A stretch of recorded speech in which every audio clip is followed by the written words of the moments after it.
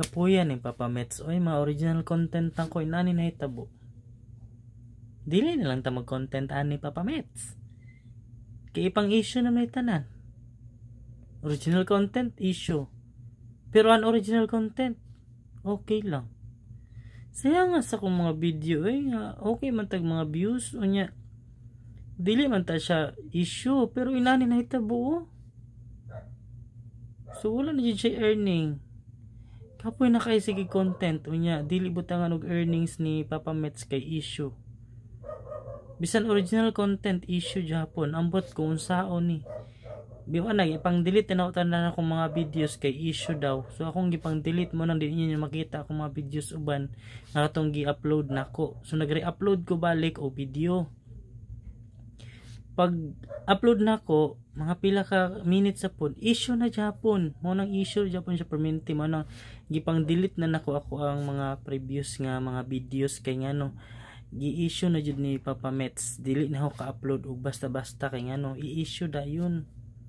Unsa kay reason no ngano i-issue ni Papa Mets. So mo to kung i-report na siya sa kuan support inbox ni Papa Mets.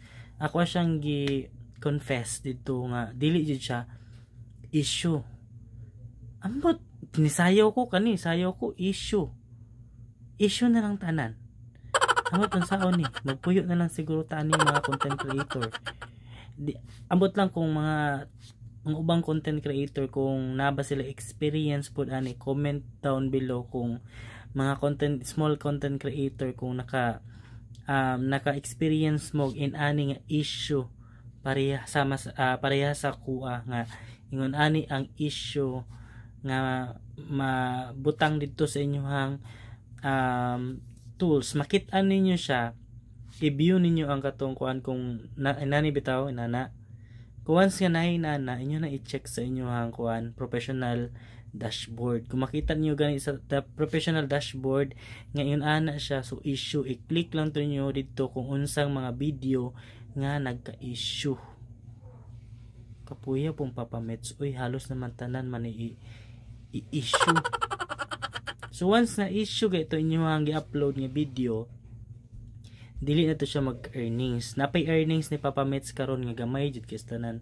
Bisan pag 2 million views, 1 million views ang iyang hatag nga dollar kay nara sa 0.3, 0.5, 0.10 ana mas dako na kaning 0.10 sa karon.